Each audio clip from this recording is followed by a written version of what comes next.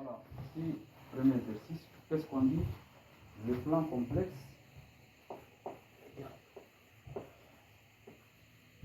Le plan complexe. Un mini d'un repère.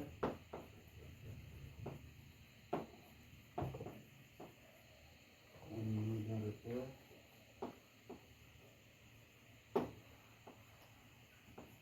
Au normal.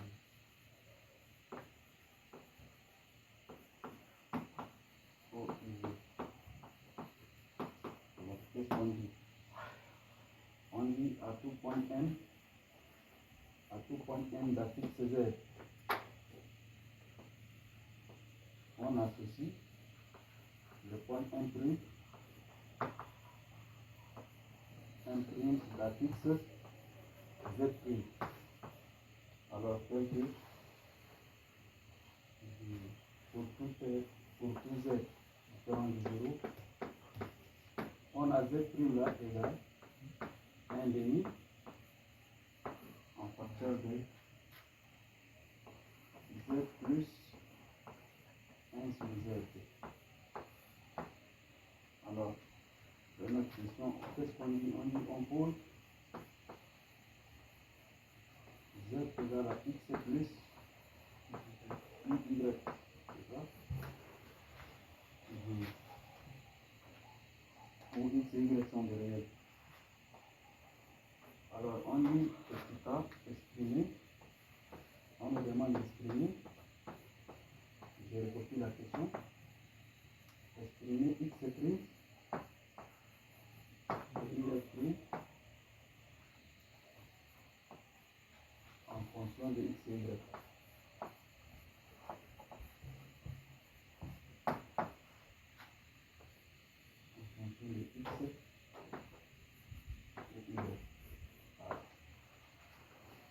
Ouais, on a dit le point M accord à fixe Z. Quand on dit une flèche comme ça, c'est M accord à fixe Z. Et le Z là, c'est égal à X plus Y. Cela veut dire quoi? Quand on dit M d'affixe Z là, cela veut dire M accord coordonnées X et Y. Et là, on a dit M' d'affixe Z'. Cela veut dire M' accord coordonnées. Les Z' là, accord réel X' pour imaginaire Y'. Alors, voilà Z' égale à 1 demi de en facteur de Z plus 1 sur Z. Qu'est-ce qu'on nous demande? On nous demande d'exprimer X' et Y' là en fonction de X et de Y. Vous voyez? Et on a dit Z égale à X plus Y. Et Z' égale X' plus Y', c'est ça? Alors, on va poser. Posons Z' égale à X' plus Y'. Cela veut dire quoi? Cela veut dire X' là, c'est la partie réelle de Z'. Y' c'est la partie imaginaire de Z'. Comme ça, on va remplacer Z' par son expression qui est X' plus Y'. Les Z ici par X plus Y. Les Z ici aussi par X plus Y. Nous aurons cette relation-là, elle devient X' plus Y' égale 1 demi en facteur de X plus Y. C'est ça? Plus 1 sur X plus Y. 1 sur X plus Y. C'est ça? On n'a fait que remplacer le X, le Z par son expression. Alors ça c'est égal à 1 demi. On réduit au même dénominateur. Après, quand on va réduire au même dénominateur, on va séparer les réels et les imaginaires. Alors, c'est-à-dire ça fois ça, n'est-ce pas? On a X fois X, ça nous donne X au carré. X fois Y, ça nous donne Y, c'est ça? Encore Y fois X, c'est la même chose. X, Y.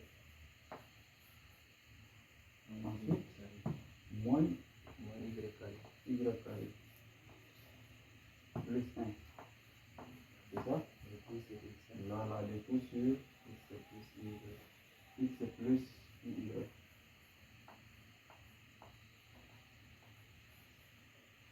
Voilà.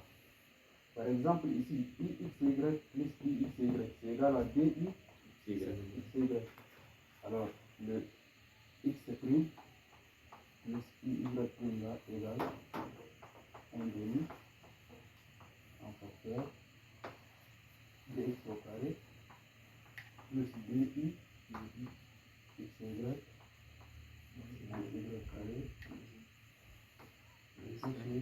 Bon, faisons carrément l'expression conjuguée, non? Plus 1 ici. Ah, plus il y a 1 ici. On a x plus y. Comme en nombre complexe, on ne laisse jamais les i au dénominateur, non? On va éliminer en faisant l'expression conjuguée. On va multiplier par son conjugué. X moins y, c'est ça? Et le numérateur aussi, par le conjugué du dénominateur. X moins y. C'est ça? Alors, on développe le numérateur. On a ici 1 demi.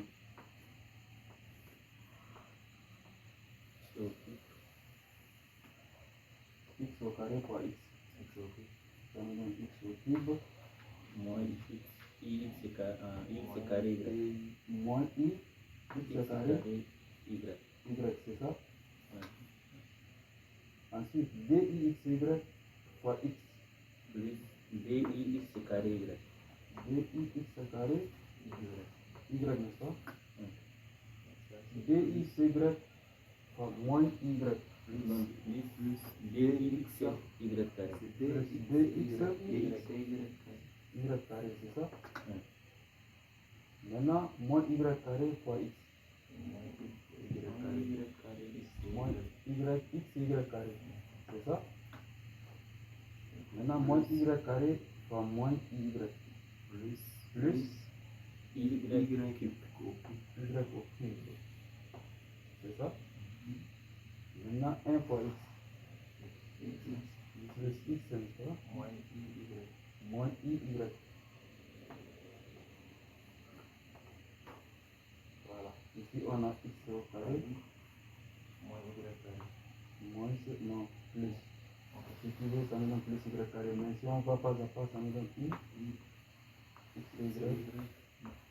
Plus i. X, y. Y carré. Plus y carré. Voilà. C'est la grande partie. Alors, ça c'est égal à 1 demi. On va faire le x au cube. Lui, il est seul. I x carré y, celui-là. Avec i x carré y. On a plus ix carré y. Voilà, plus i x carré y, n'est-ce pas? Ensuite, 2xy, il est seul, non? Plus 2xy carré. Il y a x carré y. Non. Pas carré. Ah, celui-là. Oui. Oui, ça nous donne plus x. 2xy. Non, plus. Parce que celui-là c'est 2, ici c'est moins 1. Ça nous donne reste seulement xy carré. Maintenant, on a y au cube. Plus y au cube. Ensuite, on a plus x. Et on a moins y. Voilà. Le tout sur x au carré. Y carré. Vous voyez, à partir de là, on va regrouper le réel. Les réels sont des nombres qui ne sont pas multipliés par i. On a x au cube, on a x, y carré, et on a x, n'est-ce pas? Les réels sont x au cube, plus X, y carré. x, y carré, Plus x. plus x. Plus Bon, ça divisé par x carré. x carré plus y carré. Plus les imaginaires maintenant. On a x carré. Les imaginaires, là, on va mettre i en facteur. Comme ça, on a x carré Y. y. X carré y Y au cube. plus y au cube Moins Y. moins y. Comme ça. Cela aussi divisé par X carré. x carré plus Y carré. y carré. Voilà, ça c'est la partie réelle. Tout ça c'est x prime plus y prime. La partie réelle ici, de z prime là c'est x prime. Elle va être égale à la partie réelle de cette partie-là. Et le y prime, la partie imaginaire ici, va être égale aussi à la partie imaginaire qui est là. Donc nous aurons x prime qui est égal, on a 1 demi fois x au cube Plus XY carré. plus xy carré Plus X. plus x Plus X carré plus Y carré. x carré plus y carré. Vous voyez? Ça c'est x prime. Y prime, il est égal à 1 demi ici, en facteur X carré Y de x carré y plus Y au cube. plus y au cube Moins Y. moins y. Le plus X carré Le tout sur x carré plus Y carré. plus y carré. Vous voyez? Là, on a exprimé x prime et y prime en fonction de x et y. Vous voyez? Ça, c'est la première question. Ça, c'est la question qui consiste à exprimer x prime, y prime en fonction de x et y. C'est clair? Dans n'importe quel problème, si on vous demande d'exprimer x prime et y prime là, vous décomposez, vous posez z égale à x plus y, z prime égale à x plus y prime, vous remplacez là où il y a z par son expression qui est là, vous réduisez le même dénominateur, vous faites l'expression conjuguée pour sortir les réels et les imaginaires. Déterminer l'ensemble E des points M tel que M' appartient à l'axe réel. Question, ça c'est un B maintenant. On nous dit, je vais copier la question, déterminer, c'est ça la question. L'ensemble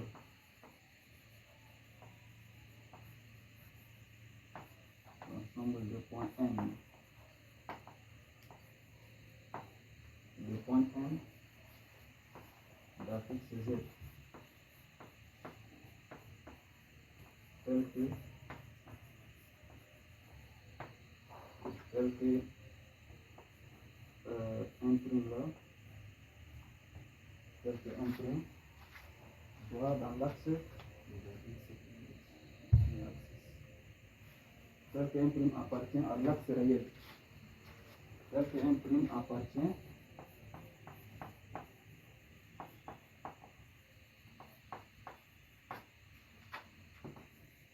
à l'axe réel.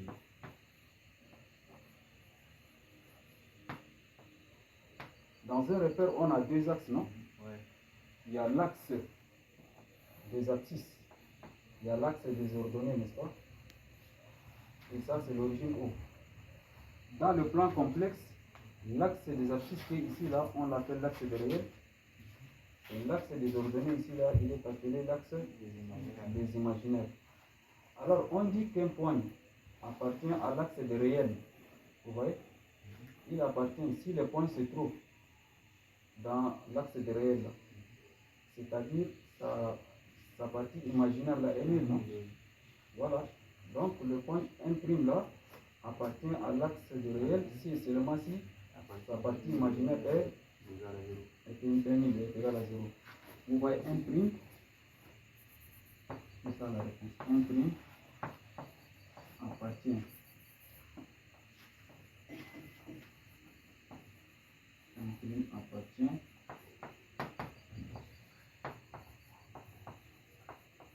à l'axe réel si et seulement si sa partie imaginaire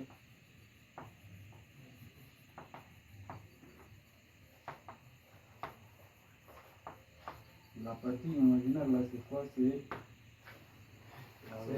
Voilà, ça c'est la partie réelle de M, de Z'. Ça, c'est la partie réelle et imaginaire de Y'. Alors, on a dit pour que le point appartienne à l'axe de réel, il faut que sa partie imaginaire égale à 0. C'est-à-dire Y' égale à 0. C'est ça? Alors, on va dire Y' égale à 0. Cela veut dire 1 demi en facteur de X carré Y plus Y au cube moins Y carré plus Y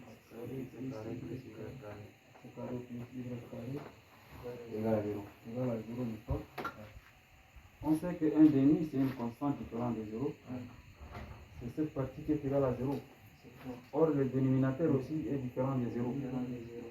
Alors, c'est le numérateur là, x au carré, plus x au cube, moins y égale à 0. Vous voyez que partout on a y. On prend y en facteur. Y en facteur. X au carré, Plus y carré y carré, moins 1 moins 1 égale à 0. égale à 0. Ça, cela veut dire y égale à 0. Ou X carré plus y carré plus y carré moins 1 égale à 0. C'est ça? Alors, le moins 1 là, on le transmet de l'autre côté. Nous aurons y égale à 0 ou X carré y carré égale à 1. égale à 1. Le 1 là, même si c'est le 1 au carré, c'est toujours égal à 1. Racine de 1 aussi, c'est égal à 1. Alors, on a y égale à 0 là, c'est l'équation d'une droite. Ça, c'est la droite, l'axe des abscisses là. C'est la droite x prime là, qui a pour équation y égale à 0. Et x au carré plus y au carré, là, ça c'est l'équation d'un cercle, n'est-ce pas?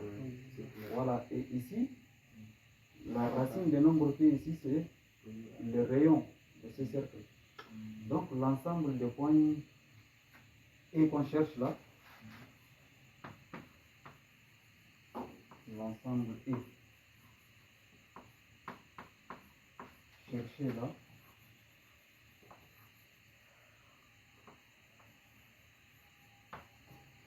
est du nom de la droite.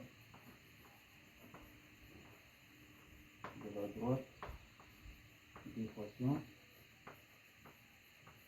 La droite d'équation y égale à 0 et du cercle de centre O de coordonnées 0, 0, n'est-ce pas? Et de rayon, voilà, et de rayon R égale à 1. Voilà. C'est ça l'ensemble de points E qu'on nous demande de chercher là. Parce qu'on a trouvé l'équation d'une droite ou l'équation d'un cercle. Alors c'est ça l'ensemble là, c'est l'union entre l'axe des abscisses et les cercles de centre O et de rayon. Vous voyez, si on nous demande de représenter cet ensemble là, vous voyez, l'axe qui est ici, ça c'est l'axe du réel. Vous voyez, l'axe qui est ici, ça c'est l'axe des imaginaires. Ici c'est le centre O. On a dit la droite y égale à 0 là, c'est cette droite là. Okay. Donc cette droite là est les solutions. Parce qu'au début on a dit il faut que le point M' appartient à la droite réelle, n'est-ce pas? Donc cette droite est solution. Et le cercle, on a dit le centre c'est O, le rayon c'est 1. Par exemple 1 est ici. On va tracer un cercle. Vous voyez?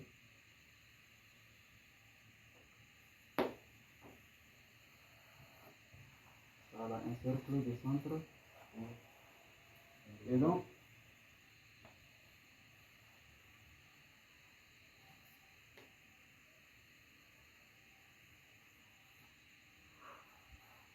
vous voyez l'intersection de ces deux droites-là, c'est moins 1. Il se coupe en moins 1 ici. Il se coupe en 1 là. Voilà. Et avec l'axe des ordonnées, il se coupe en moins 1 et en 1 aussi. Voilà. C'est ça la deuxième question.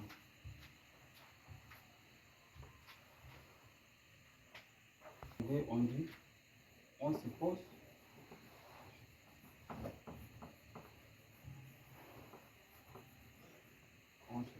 que M décrit un cercle.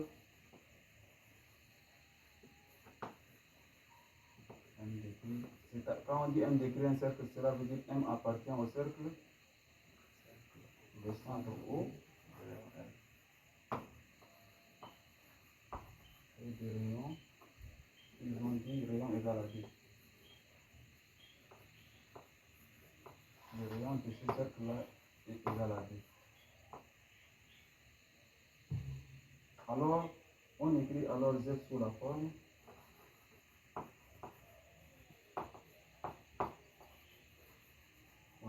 alors Z sous la forme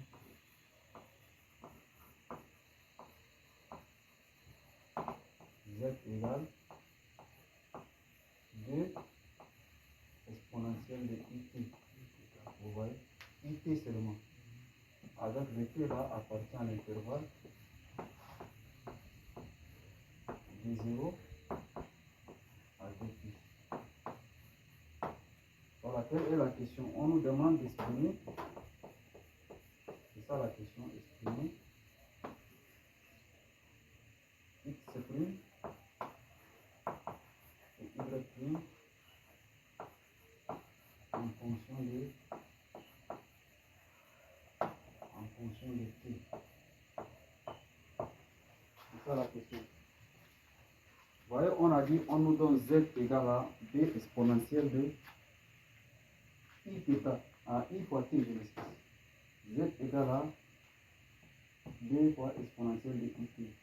Alors, on nous demande d'exprimer x' et y' en fonction de t. Or, on a dit au départ z' était égal à quoi? On a voilà, z'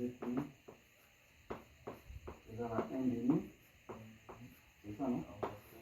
En facteur de z plus 1 sur z. Ça, c'est z'. Alors, maintenant, on va remplacer z par sa valeur. Z égale à d exponentielle de it. C'est ça? Ça va nous donner 1 demi en facteur de 2 exponentielle de it plus 1 sur 2 exponentielle de it. Ah, de it comme ça. C'est ça? Alors, vous voyez cette partie-là, on va essayer un peu de pour transformer un peu, nous aurons 1 demi en facteur de 2 exponentielle de it plus 1 sur 2 fois 1 sur exponentielle de it, n'est-ce pas? Or, 1 sur exponentielle de it là égale à quoi? 1 sur exponentielle de it là. On a dit 1 sur expo de a là, c'est égal à expo de moins a, non? C'est-à-dire égal à exponentielle de moins it, comme ça. Voilà.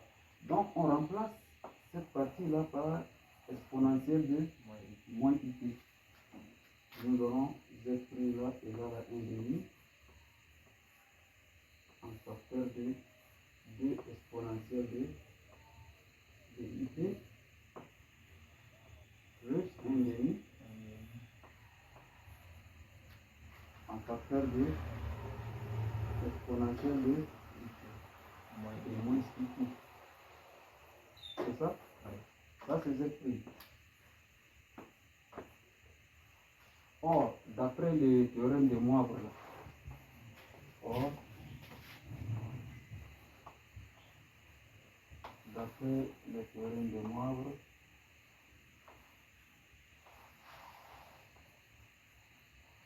Moivre ou bien Euler, je ne sais pas. Après le théorème, bon, est-ce que c'est bon de préciser? On a exponentielle de, ça c'est Euler, théorème de Euler, hein.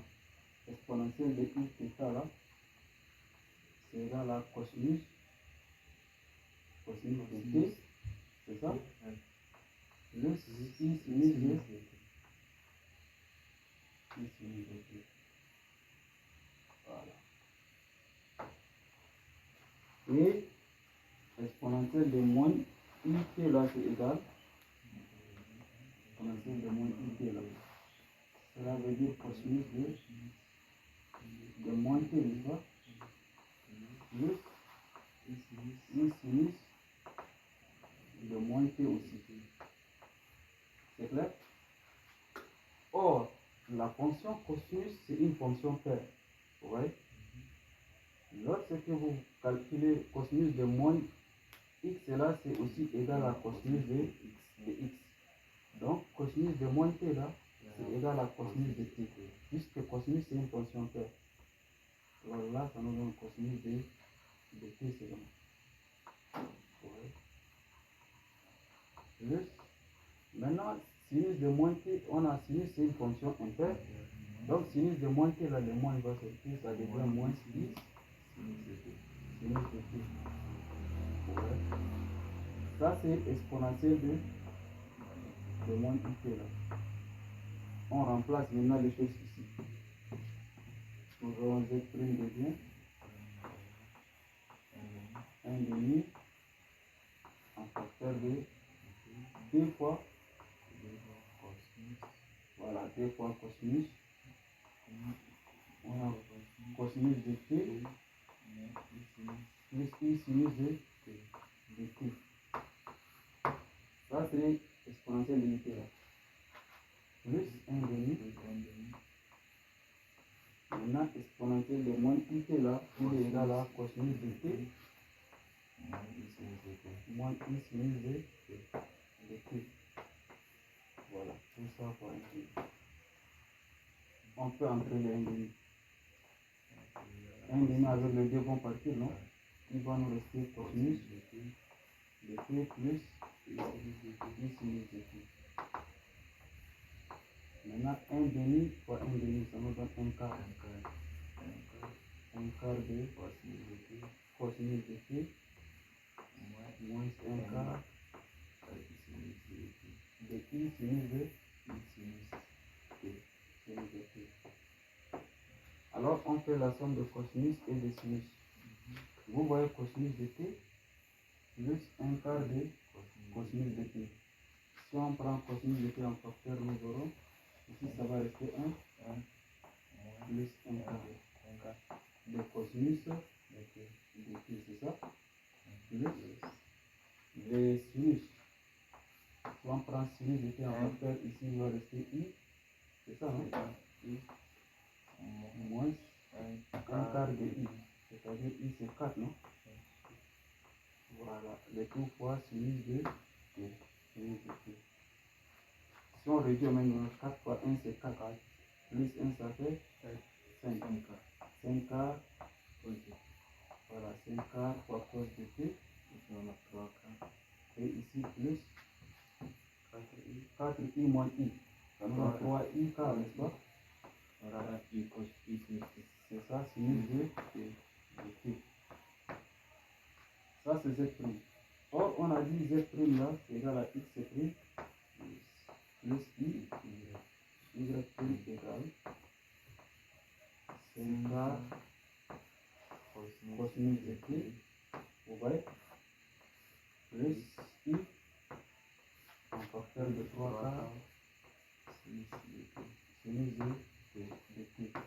Alors, x' égale à combien par identification et y' égale à combien? Égale à 5 cos de t. X' égale à 5 quarts cos de t et y' égale à 3 quarts sin de t. Là, nous aurons x' égale à 5 quarts cos de t y' égale à 3 quarts voilà, 6 vous voyez. Comme ça, on a déjà trouvé l'expression de x' en fonction de t et l'expression de y' aussi en fonction de t. Voilà. C'est ça la question et c'est la dernière question. Avant de passer sur le deuxième exercice. Alors, on considère la fonction f définie sur 0 à plus infini. Vous voyez, quand on dit la fonction f définie sur 0 à plus infini,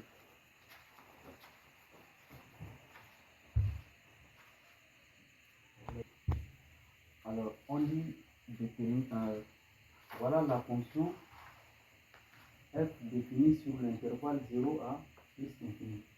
Alors, quand on donne comme ça, on dit que la fonction est définie sur ça, cela veut dire que le domaine de définition de f là est déjà donné, n'est-ce pas? d de f égale à 0 à plus infini. Voilà notre f de x, elle est définie par ça. On nous demande de calculer la dérivée de la fonction f. C'est une question à deux volets. On nous demande de dériver la fonction f et on nous demande d'étudier aussi le sens de variation. Le sens de variation, cela veut dire qui consiste à savoir la fonction f là, elle est croissante ou décroissante. Commençons par dériver la fonction f. F est dérivable sur quel intervalle? 0 à plus 5. Très bien. F est dérivable sur 0 à plus 5. Sur 0 à plus 5. Alors on dérive. Vous voyez notre fonction f là, c'est égal à ln de x plus 1 divisé par x moins 1 sur x plus 1. Puisque c'est la somme des deux fonctions là, on va dériver la fonction qui est ici, vous voyez, et puis on va dériver aussi la fonction qui est là, n'est-ce pas? Alors, la dérivée de ça, vous voyez, ln de x plus 1 divisé par x. La dérivée de cette fonction-là, elle est égale à quoi? C'est comme si vous avez ln de u, n'est-ce pas? La dérivée de ln de u, là, c'est i' sur u. Alors, notre u, c'est x plus 1 sur x. Là, on va dire que c'est égal à x plus 1 sur x pris, c'est ça? Pris encore sur lui-même. Encore sur x plus 1 sur x. Alors, égal. On va essayer de dériver maintenant celui-là, x plus 1 sur x prime. C'est comme si on a petit u c'est égal à x plus 1 et v c'est égal à x. Donc, u prime c'est égal à 1 fois v, c'est fois x, n'est-ce pas? Moins v prime 1 fois u c'est x plus 1, n'est-ce pas? Le tout sur v au carré, c'est x au carré. Voilà, le tout sur x au carré. Maintenant sur x plus 1, le tout sur x, c'est ça. Voilà, comme ça, on va essayer de simplifier le dénominateur. Celui-là, avec le carré, vont partir, n'est-ce pas? Là, ça nous reste x, moins x, moins 1. Là, ça nous reste moins 1, sur x, n'est-ce pas? Le tout divisé par x plus 1. Alors, on multiplie par l'inverse. Nous aurons égal à moins 1 sur x en facteur de x plus 1, c'est ça? Ça, c'est si on multiplie par l'inverse. Vous voyez, ça, c'est la dérivée de la fonction ln de x plus 1 sur x.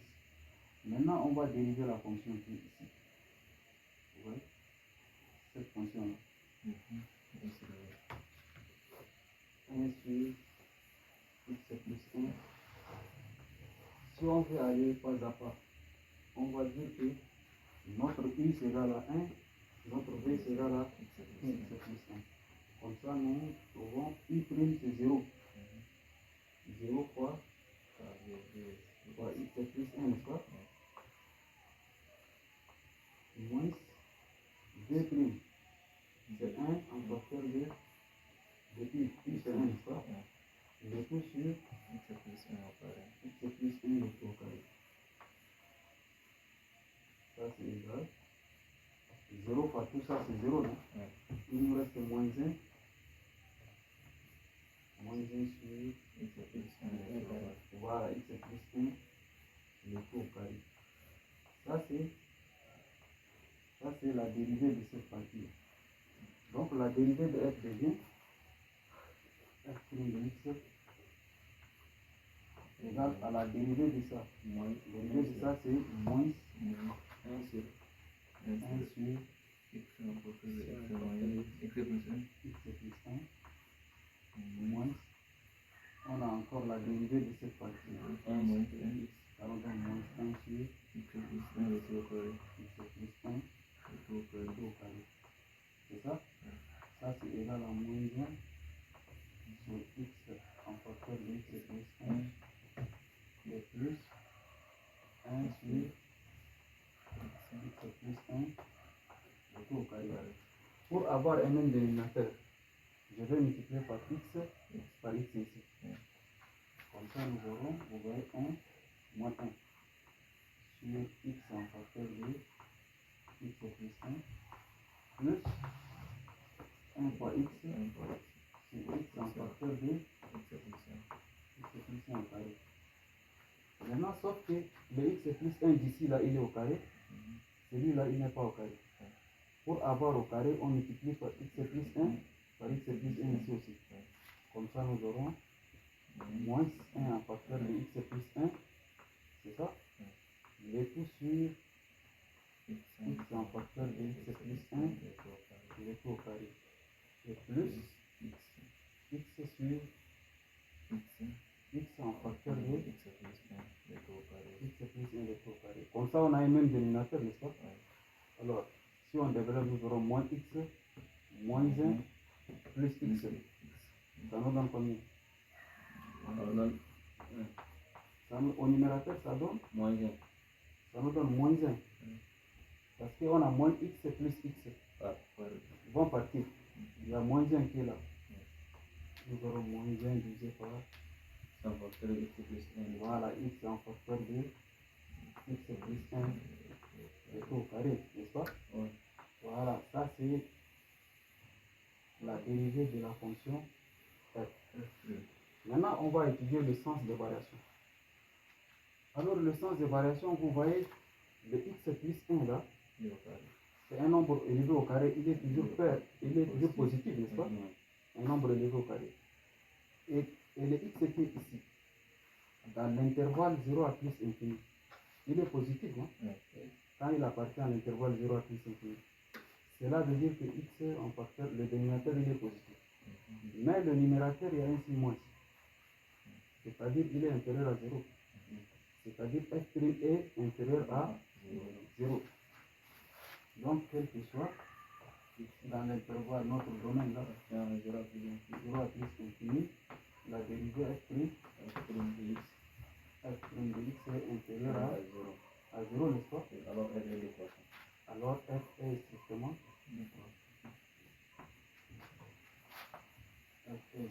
décroissant. Donc c'est ça le sens de variation. F est strictement décroissant. Ensuite, la question suivante. On nous demande de calculer la limite de f lorsque x tend vers 0 et x tend vers plus infini. C'est ça la question 2. On nous demande de calculer la limite de f de x lorsque x tend vers 0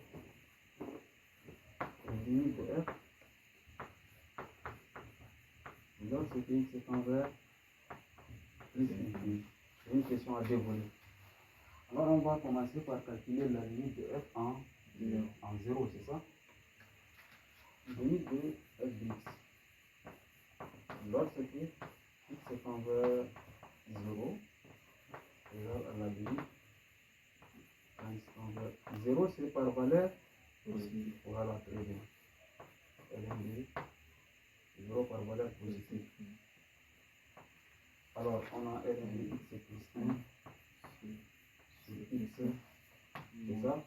Moins 1 sur x plus 1. Alors, on remplace le x par 0. Ici, on aura 0 plus 1, c'est 1, n'est-ce pas? 1 divisé par 0 par valeur positive. C'est plus infini. Donc, cette partie, c'est plus infini, non? Et ici, c'est 1. 1 divisé par 1, c'est 1, non? Donc, plus infini, moins 1. C'est le plus infini qui domine, non? Donc, ça, c'est égal à plus infini. La limite de f en 0, c'est égal à plus infini. Quand x est envers 0, c'est égal à plus infini. Maintenant, le deuxième volet de la question, la limite de f de x lorsque x est envers plus infini égale à la limite quand x est envers plus infini de, on remplace f de x par sa valeur qui est ln de x plus 1 sur x plus 1 sur x moins 1 sur x plus 1. Voilà. Ici, on remplace le x par plus. Ici, on prend le monom du plus haut degré, non? Nous aurons x sur x. Ça nous donne 1. Ln de 1, c'est 0. Maintenant, ici, nous aurons 1 sur plus infini. Ça nous donne 0 aussi, non? Donc, la limite en plus infini, c'est égal à 0. Vous voyez? Donc, en conclusion, limite de f, lorsque x est envers plus infini, c'est égal à 0. Alors, les réponses des limites, là, il faut toujours encadrer parce que c'est très très important. Alors, donner le tableau de variation de la fonction f et en déduire les signes de f de x. Troisième question.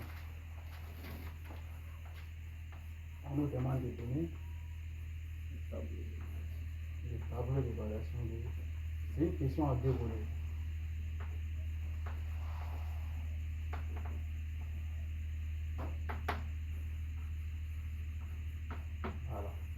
Voilà, on va dresser le tableau de variation de f. On a dit f est strictement décroissant, non?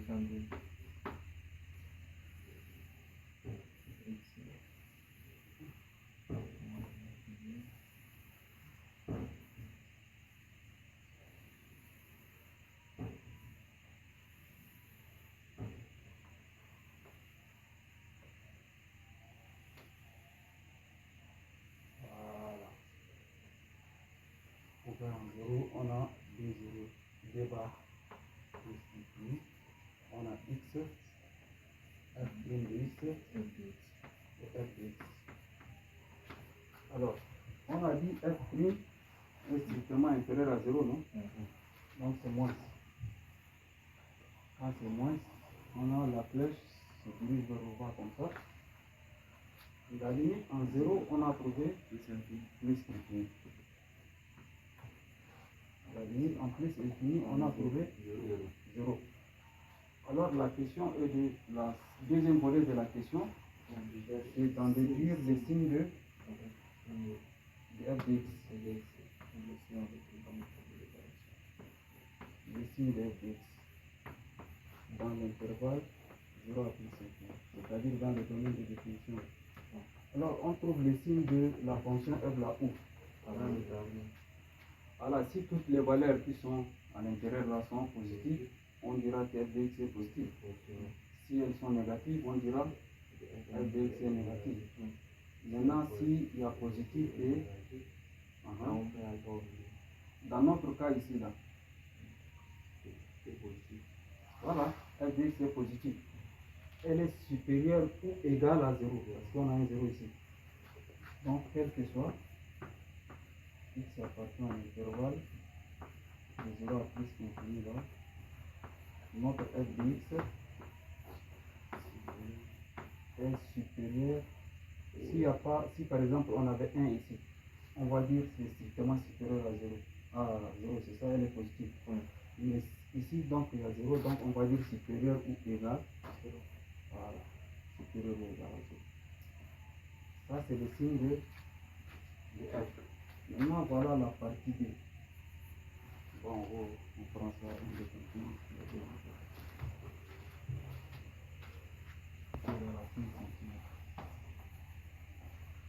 Voilà. On nous demande de représenter la courbe de f. Vous voyez, avec notre unité, c'est 5 cm. On trace notre repère. Ça, c'est l'axe des ordonnées. Et on prend ça comme l'axe des abscisses. Voilà, ici c'est Y, l'axe des Y. Ça, c'est l'origine O. Et l'axe des X. Vous voyez les zéros. Notre domaine de définition, c'est ouvert des zéros. Cela veut dire que la droite x égale à 0 là est une asymptote verticale, n'est-ce pas? Et les zéros remplissent infini, la limite on a trouvé égale à 0. Cela veut dire que y égale à 0 est une asymptote horizontale, n'est-ce pas? Voilà, y égale à 0 là, c'est cette droite là. C'est ça l'asymptote horizontale en plus infini. C'est ça? Alors, la courbe descend de plus infini jusqu'à 0. Vous voyez, remarquez bien, le 0 qui est ici, là, n'est pas l'origine. 0 est là. Hein? Le 0 qui est ici, c'est toute la droite là. C'est ça qui est y égale à 0. Donc, on descend de plus infini. On descend de plus infini jusqu'à en suivant 0. Ça, c'est la courbe de f. Voilà. Ça, c'est la dernière question de la partie grande. Maintenant, partie 2. Deuxième partie. Qu'est-ce qu'on dit? On considère G la fonction définie sur la plus définie par. Alors, on dit on considère. Deuxième fonction, on considère G la fonction définie sur l'intervalle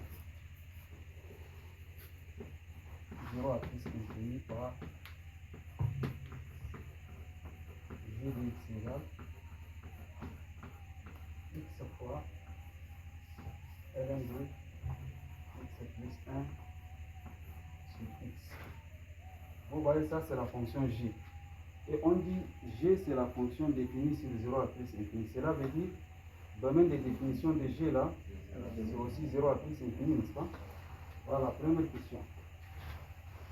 On nous demande de déterminer la fonction dérivée de la fonction g et en déduire le centre de variation de g. C'est une question à deux volets. On nous demande de calculer, c'est ça, j'ai repris la question, la dérivée calculée g prime de x, la dérivée de g.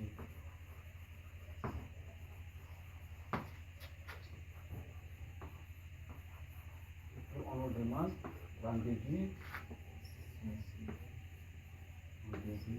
l'essence de variation. L'essence de variation. L'essence de variation. dg.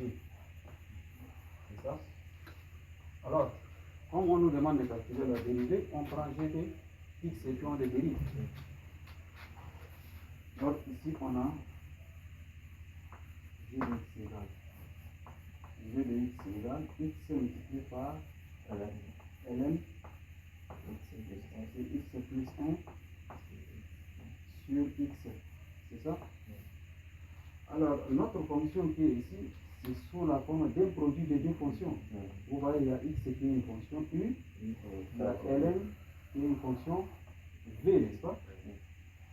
Alors, si une fonction, si g est sous la forme de u fois v là, sa dérivée, g' va être égal à u' fois v plus g' fois u. Alors, on va poser u la forme x et v la forme ln. Voilà, posons u égale x. Et v égale à ln de x plus 1 sur x. Alors, on dérive. U' égale à la dérivée de x là, c'est 1. Et v', on a dérivé cette fonction, non? Pardon. On a trouvé au moins 1 sur. Voilà, x est un facteur de x plus 1, c'est ça, non? Voilà, on va maintenant appliquer la formule u' fois v plus g' fois i. G' de x égale g' de x égale u', c'est-à-dire 1 fois v, n'est-ce pas? Fois ln de x plus 1 sur x plus v', c'est-à-dire moins 1 sur x en facteur de fois u fois x, n'est-ce pas? 1 fois un nombre, 1 c'est un élément neutre. Donc g' égale à ln de x plus 1 sur x.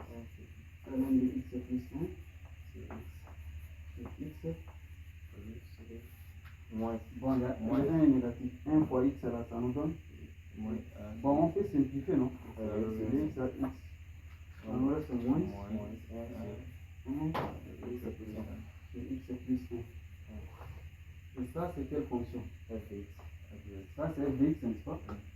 Voilà, c'est f de x dans la première partie là. Donc, g' de x égale à f de x, c'est ça? Qu'est-ce qu'on va en déduire de sens de variation? Ça, on a calculé la dérivée. Maintenant, attendez, deuxième volet de la question. Sens de variation de g. Vous avez dit comme g' égale à f de x égale à f de x. Le signe de g' de x dépend du signe de f de x. Cela veut dire si f de x est supérieur à 0, g' est supérieur à 0. Si f de x est inférieur à 0, g' est inférieur à 0, n'est-ce pas? Or, d'après notre question qui est ici, petit 3, dans la première partie, on a dit, quel que soit x appartient à l'intervalle de 0 à plus infini, f de x est supérieur à 0. Supérieur ou égal à 0, n'est-ce pas? Et si f de x est supérieur ou égal à 0, cela veut dire g' aussi. Ok. Alors, le signe de g.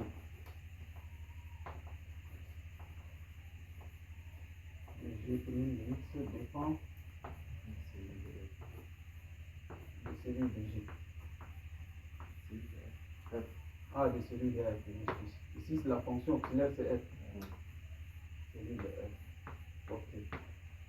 Alors, on a dit, le signe de f, on connaît, quel que soit x appartient à l'intervalle de 0 à plus infini. On a dit f de x est supérieur ou égal à 0. Cela veut dire g de x est supérieur ou égal à 0. Et lorsque g' est supérieur ou égal à 0, alors g est. Alors g est. Ok. Alors g est croissant.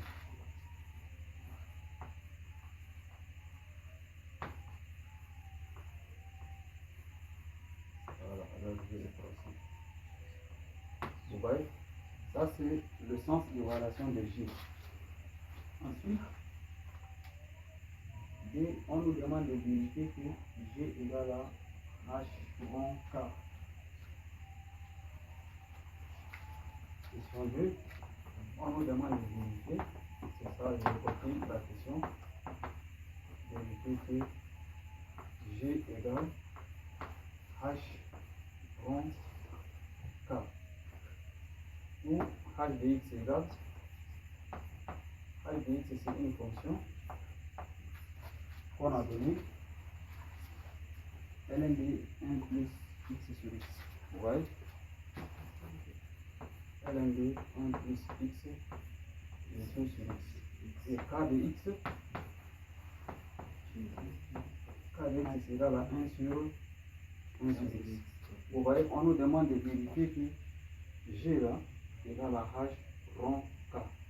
Vous voyez, H rond K, G de X, vous voyez, lorsqu'on dit G de X égale à H rond K de X là, cela veut dire quoi?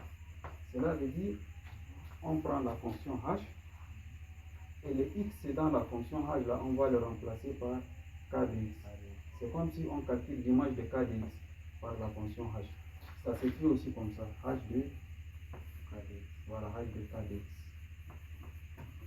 Vous voyez, c'est comme si le K de X qui est ici là, il devient le X de H.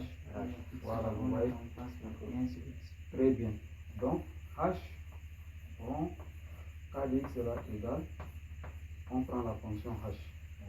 C'est ln de 1 sur X, voilà. De tout sur 1 sur X. Voilà. Est-ce que ça là on va trouver égal à H? C'est ça la question. Donc ça c'est égal. On retient le dénominateur. Ln de X plus 1 sur X. De tout sur 1 sur X. Si on multiplie par l'inverse, c'est X sur 1, non? Or, X sur 1, c'est X. Donc, ça c'est H rond K de X là. C'est égal à X par ln de X plus 1 sur X. Et ça, c'est bien égal à H. C'est égal à G de X. Voilà. Voilà, c'est ça. Et si on nous demandait K rond G, ça c'est H rond K, n'est-ce pas? Si c'était K rond H de X, là c'est égal à K de H de X. On va prendre la fonction K. Là où il y a X là, X et le K là, on le remplace par H de X. Voilà, 1 plus 1 sur tout ça, c'est ln de tout ça. C'est ça le K rond H. Donc ici c'est H rond K. On a pris la fonction H. Et là où il y a X dans H là, on a remplacé par K de X. Voilà, c'est ça. Ah, c'est la deuxième question. On nous demande d'en déduire la limite de G en plus infini et en 0.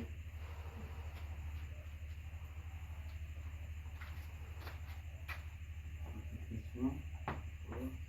On nous demande d'en déduire. C'est ça la question. Limite de G de X en 0 et limite de G de X en plus infini. Vous voyez, c'est ça la question à dévoiler. Maintenant, calculons la limite en 0. En 0, ça nous donne quoi? Vous voyez, on a dit limite de H de G de X. On va utiliser, quand on dit en déduire, c'est à partir de la question qui suit. Limite de G de X, lorsque X est envers 0, égale à la limite de H rond K de X, c'est ça? En 0. Comme ça, on va calculer d'abord K de X, K de 0. C'est-à-dire la limite de k en 0 c'est égal à 1 sur 0. C'est plus infini, non? 0 par valeur positive. Ah oui, c'est plus infini. C'est plus infini. Maintenant, on calcule l'image de h en plus infini. C'est ça? Voilà, ça nous donne quoi? ln limite en plus infini c'est égal à plus infini. Ok, c'est égal. Non. ln de 1 plus x sur x en plus infini c'est égal à. Vous voyez? Cette limite là, c'est égal à la, vous voyez, en termes simples là, c'est égal à h de, vous voyez, limite de k de x quand x tend vers 1, quand x tend vers 0. Vous voyez? En termes simples là, c'est ça. Ou bien, au lieu de limite, si ça vous perturbe, vous faites comme ça. h de k de 0. C'est ça, non? Là où il y a x, on le remplace par 0. Or, k de 0 par valeur positive, c'est plus infini, n'est-ce pas? Alors, maintenant, ça là, ce qui est entre crochets, c'est plus infini. H de plus infini. Comme ça. H de plus infini, c'est la limite de h en plus infini, non? Limite de h en plus infini, c'est la limite de cette fonction-là. Et d'après la croissance comparée, le x est plus grand que ln de 1 sur x, 1 plus x. Donc c'est égal à 0, non? Donc ça c'est égal à 0. Égal à 0. Cela veut dire la limite de g de x lorsque x tend vers 0 égal à 0.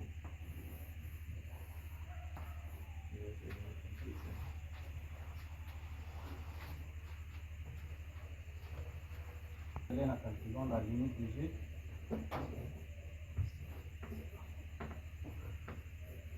La limite de g de x en plus infini cette fois-ci. C'est ça?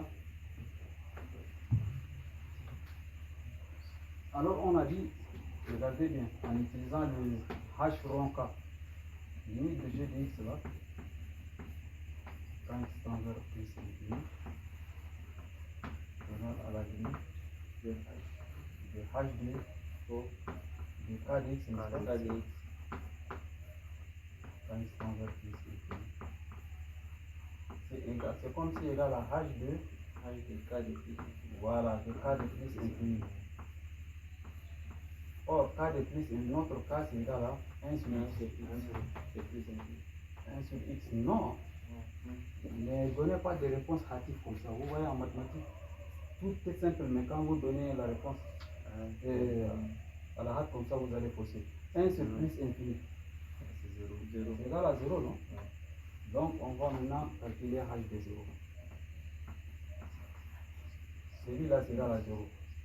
Donc, h de 0 par valeur positive. H de 0 par valeur positive, cela veut dire limite de h quand il se tend vers 0 par valeur. Or, h c'est égal à ln de x plus 1 sur x moins 1 sur x plus 1. Alors, si on remplace de x par 0, nous aurons non, 1 sur 0 par valeur positive. C'est plus infini, non? Et ici, c'est moins 1. Donc, c'est égal à plus infini. Okay. Donc, ça, c'est égal à plus infini. Donc, limite de g de x, lorsque x tend vers plus infini, là, c'est égal à plus infini. Quatrième question. La question était de donner le tableau de variation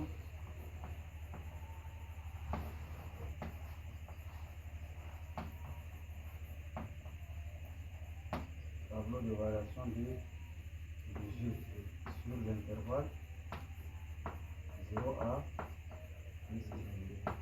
Alors on écrit le titre du tableau de variation de G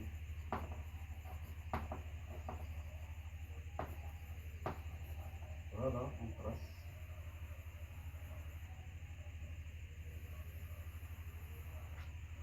Voilà notre tableau.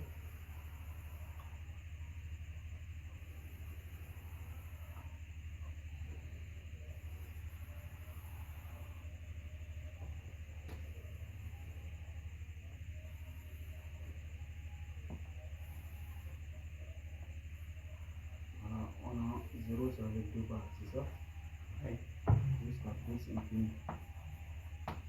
On a x, g prime de x, et g de x.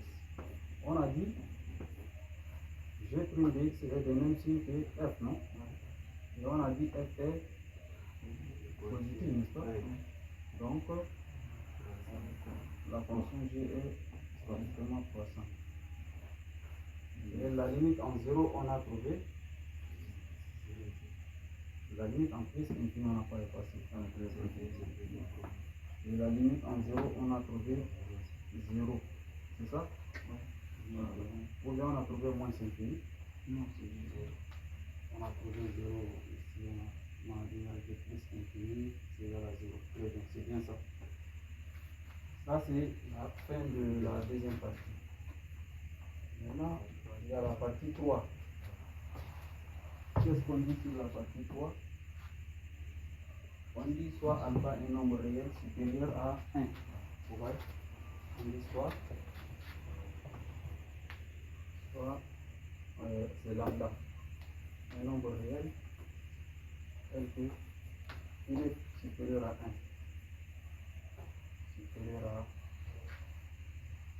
Supérieur à 1. On note. Ici, on dit A de lambda,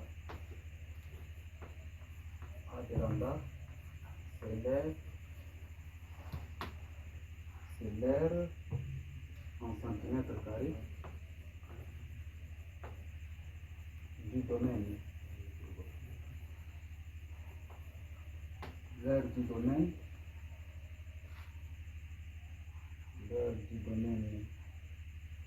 ensemble de points indiquant dans les coordonnées, vérifiant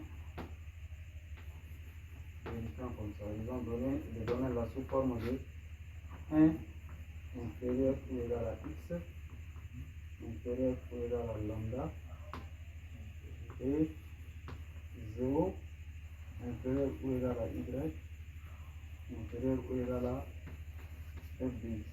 C'est ça? On dit utilisant le résultat de la deuxième partie. Petit a, on nous demande de calculer, c'est ça la question, calculer a de lambda. A de lambda en fonction de lambda. Voilà. Alors,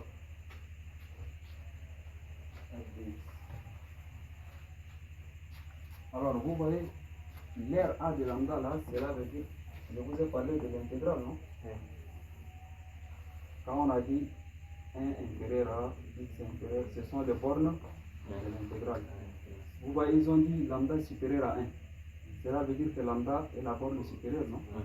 Donc on a 1 et lambda. Vous voyez, f de x, d de x, fois unité graphique, on a dit 5 cm, non? Ça nous donne 5 cm au carré, comme ça. Alors, donc ça c'est égal à 0,25, n'est-ce pas? 1 à lambda et f de x, d de x. C'est ça? Alors, ça c'est égal. On remplace f de x. C'est ln x plus 1 sur x. C'est ça, non? Moins 1 sur x plus 1 d de x. Alors, vous voyez cette fonction-là, sa primitive c'est quoi? La primitive de f de x là. On a dit g' de x égale à fx. Cela veut dire la primitive de f de x là, c'est g de x, non? Voilà, c'est parce que si on dérive g, on trouve f. Cela veut dire que f est la dérivée de g et g est la primitive de f. Comme ça, on dit crochet. On a d'abord 25. Le 25 là, on écrit ici. 25. G de x. Les bornes sont 1 et lambda. C'est égal à 25 en facteur de. On a x, ln de. Facteur x plus 1 sur x. Voilà, facteur de x plus 1 sur x. Comme ça. 1 à lambda. Maintenant, on calcule l'image par lambda d'abord. A de lambda égale 25 en facteur de lambda ln de lambda plus 1 sur lambda. C'est ça? Moins maintenant 1 d'abord. 1 fois ln de 1 plus 1. 2 sur 1. C'est ça, n'est-ce pas? C'est comme si nous aurons A de lambda égale à 25 fois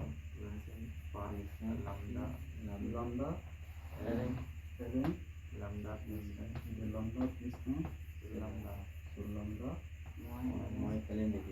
Le 25 là-bas multiplié de ln de 2.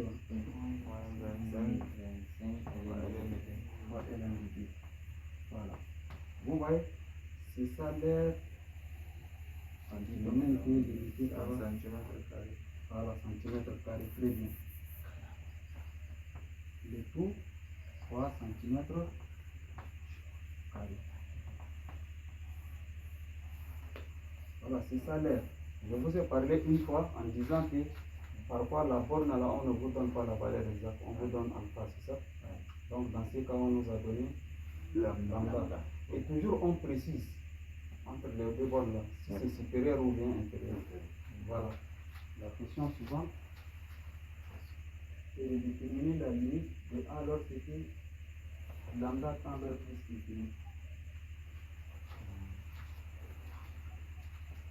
Question 2. On nous demande de déterminer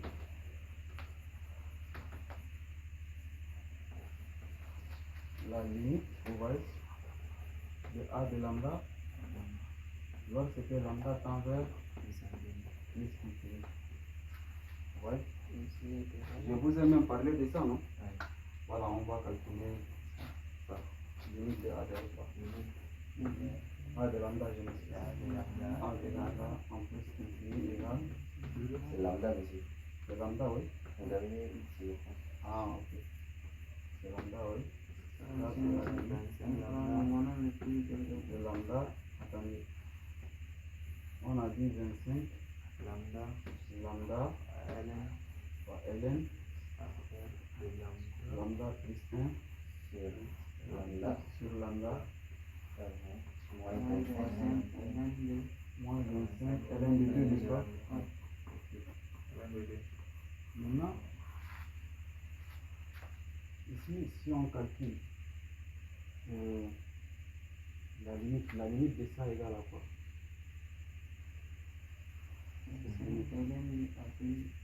En plus infini.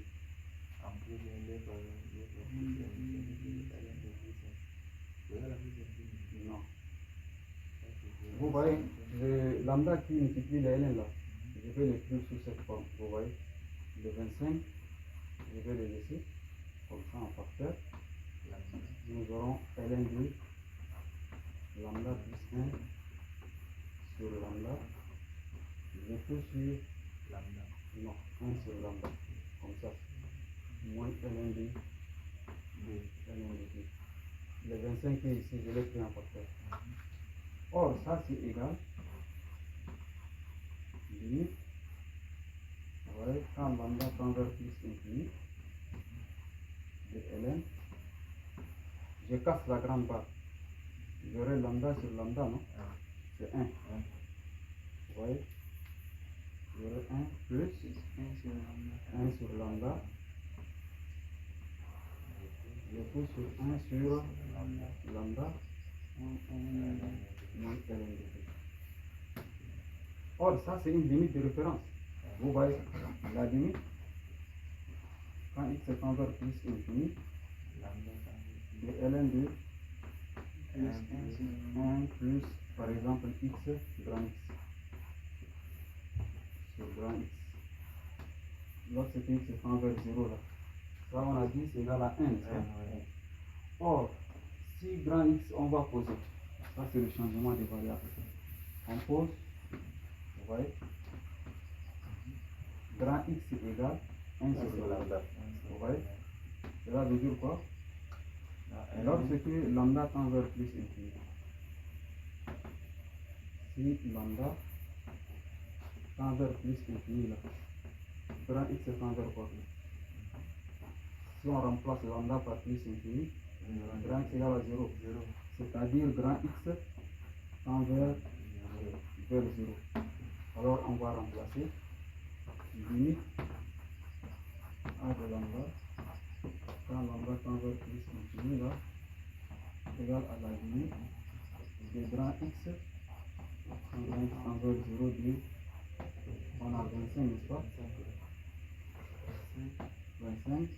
On remplace 1 sur lambda par x. 25. Oh. 25 ln. On remplace le 1 sur lambda par grand x. Le tout sur grand x. Moins ln de t. Vous voyez? Le 25 multiplié sur le 2. Alors, quand grand x tend vers 0, on a dit ça c'est une limite de référence. C'est égal à 1, n'est-ce pas? Donc ça nous donne 25 en facteur de 1 moins ln de 2. Donc cette limite c'est égal à 25 en facteur de 1 moins ln de 2. Voilà. Donc c'est ça la limite de a de lambda, ça c'est la première question égale à 25 facteur 1 moins ln de 2. Voilà. Voilà la limite quand lambda tend vers plus infini. Voilà, et c'est comme ça. C'est clair, non? Voilà.